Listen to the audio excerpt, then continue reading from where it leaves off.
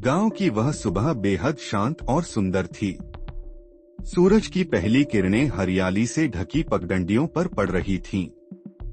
हवा में मिट्टी की खुशबू और पक्षियों की चहचहाहट ने वातावरण को और भी मनमोहक बना दिया था।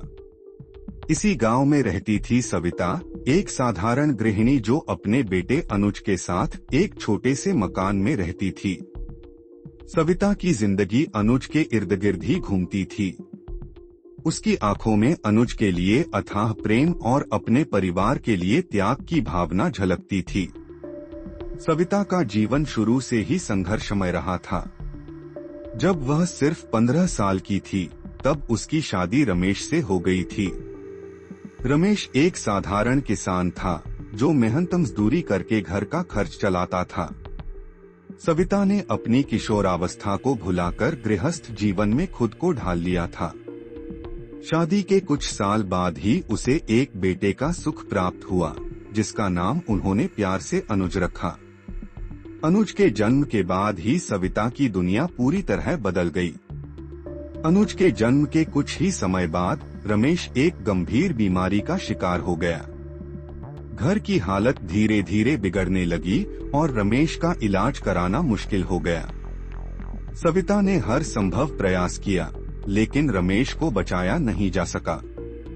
रमेश की मौत के बाद सविता ने खुद को संभालते हुए अनुज के लिए जीना शुरू किया।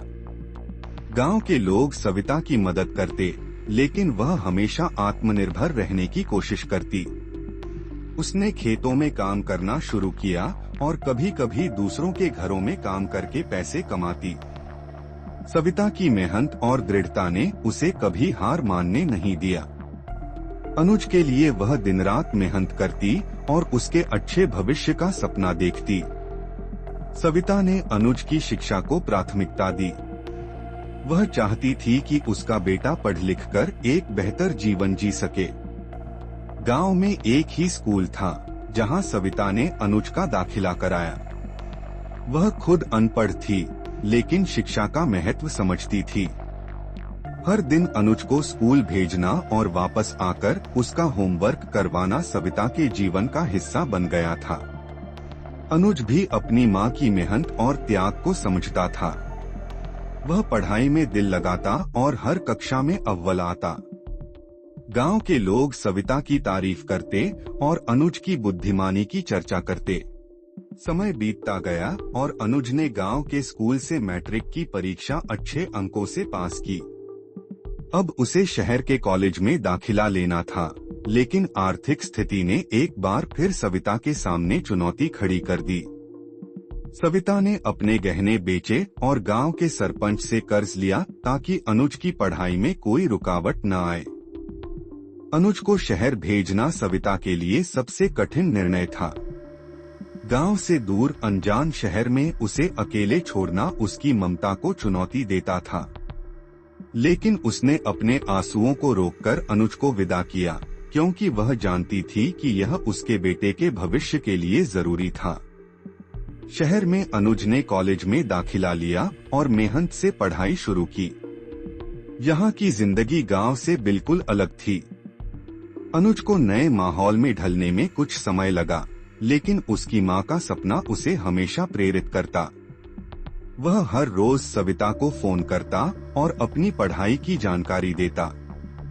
सविता भी हर दिन उसके फोन का इंतजार करती और उसकी सफलता के लिए दुआएं मांगती। गांव में रहते हुए सविता ने अपनी मेहनत जारी रखी। वह खेती करती और लोगों के घरों में काम करके पैसे बचाती ताकि अनुज की पढ़ाई में कोई कमी न आए। समय बीतता गया और अनुज ने अपने कॉलेज की पढ़ाई पूरी कर ली। उसने इंजीनियरिंग की डिग्री हासिल की और एक अच्छी कंपनी में नौकरी पाली। अनुज की सफलता ने सविता के सारे दर्द और संघर्ष को कम कर दिया। उसकी आंखों में खुशी के आंसू थे और दिल में गर्व की भावना। अनुज ने अपनी पहली तनख्वाह से गांव के सारे कर्ज चुका दिए और अपनी मां के लिए एक नया घर बनवाया। उसने सविता को शहर बुला लिया ताकि वह भी आरामदायक जिंदगी जी सके। सविता के लिए यह सब किसी सपने जैसा था। उसने कभी नहीं सोचा था कि उसका बेटा इतना सफल होगा और उसे इस तरह का सुख देगा। शहर में आकर उसने अनुज के साथ नए जीवन की शुरुआत की। अनुज की सफलता के पीछे सविता की ममता, त्याग और संघर्ष की कहानी छिपी थी। वह जानती थी कि उसकी मेहनत रंग लाई है और उसका बेटा उसके सपनों को साकार कर रहा है। सविता की कहानी हमें यह सिखाती है कि ममता की शक्ति असीमित होती है। एक माँ अपने बच्चे के लिए हर मुश्किल को पार कर सकती है और उसे एक बेहतर भविष्य दे सकती है।